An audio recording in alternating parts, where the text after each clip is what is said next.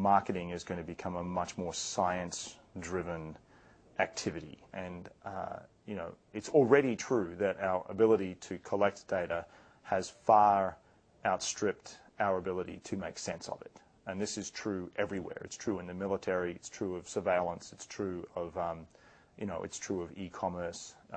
It's going to be true of consumer packaged goods. You really need a greatly enhanced analytics component, if not, an active research component to figure out what all this data means for your business. But the other thing is the kinds of questions that we can ask of it are much more sophisticated and really sort of require a whole new science.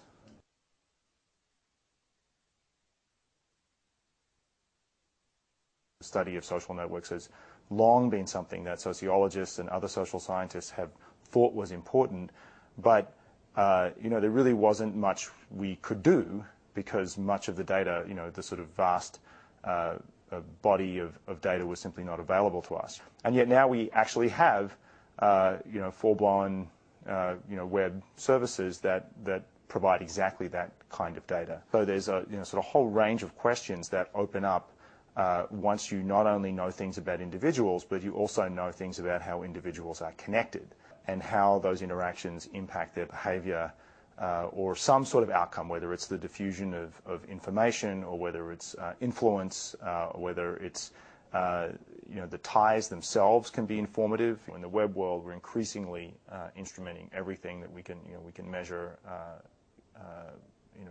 browsing behavior, search behavior, click-throughs, and so on. Once you can pair that up with shoppers clubs or credit cards or whatever, you have a very sort of detailed picture emerging of where is a particular person and what are they doing and what were they searching for before they did that, and what websites are they browsing. Whether you actually want any of this to happen or not from a privacy perspective is a completely legitimate and very good question, but technologically it's increasingly moving in that direction.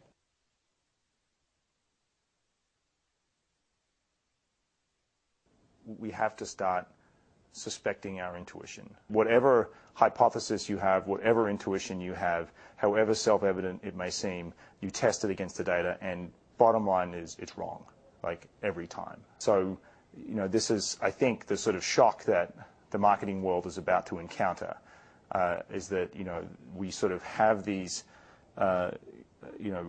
spontaneous intuitions about why people do what they do and how to make them do things other than what they're currently doing, whether that's engaging with our brand or buying our product or evangelizing our product to other people. And we can tell ourselves these plausible stories about how they're going to behave if we do X, Y, and Z.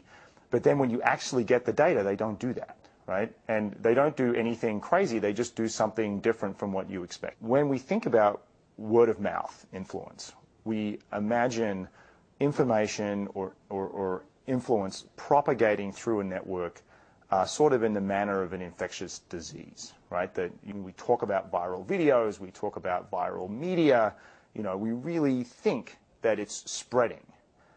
What we find is that almost nothing spreads. And we find that the vast majority of all adoptions happen within just 1 degree of the seed. So, this is sort of shocking to people who study diffusion and who think about diffusion, and it's kind of shocking to viral marketers because it completely changes your sort of premise of how things work in the social world. And it also suggests that when we do see big events, things that we call viral, something other than word of mouth, peer-to-peer diffusion is happening, right? And actually it's sort of clear that this is true, right? If we think about sort of the famous stories, everything from the recent viral video of the little baby penguin that suddenly got 100 million views, to the subservient chicken campaign, which was, I think, one of the first to be labeled a viral campaign. All of these benefited from tremendous mass media coverage. Once you get your so-called viral video on the front page of Yahoo, 100 million people see that. So this is not viral anymore. This is mass media.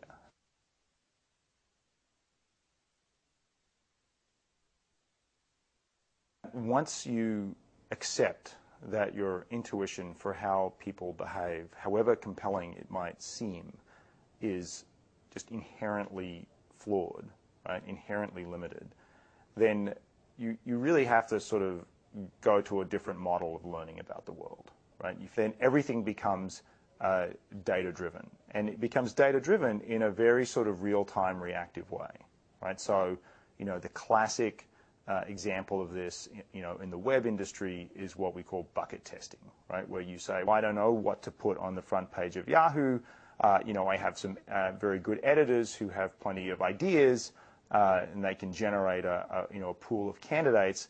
But if we want to optimize that, we actually have to go and show these different combinations of articles to, again, these small buckets of people, and within a few minutes, we've got 1 million clicks that we can use to tell us which ones are getting clicked on more. This kind of measure and react strategy, as I call it, is something that is very, it's particularly powerful on the web because the numbers are very large, because the costs of generating multiple versions are very low.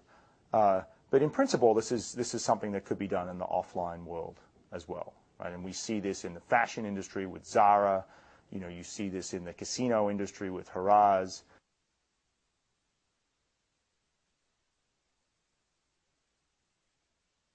Grasping the limits of your intuition is not the same thing as saying the world is completely unpredictable. There are some things that we can predict, and there are other things that we cannot predict, and we need to be able to tell the difference between these two. And advertisers create these elaborate stories about representative consumers, and then they build a whole campaign around sort of selling to this actual person that they've created in their minds.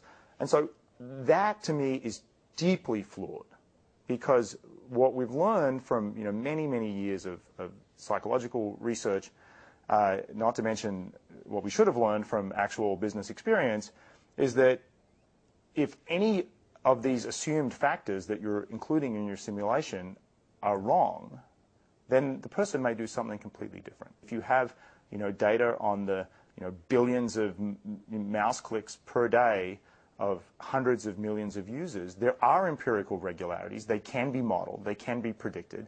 They can't be predicted deterministically. They can't be predicted with 100% accuracy, but that's not the point. The point is that you can do better than guessing. Our enthusiasm for making predictions is matched only by our reluctance to be held accountable for them, right? That nobody ever keeps track of the predictions that they make. By all means, make predictions, but record them, keep track of them, and there's a tremendous amount that can be learned, both about your own ability and about your organization's collective ability to predict things simply by measuring your track record over time. This is something that is difficult to do, but it could be done, and I think it would have a transformative effect on the way people think about their ability to predict and plan.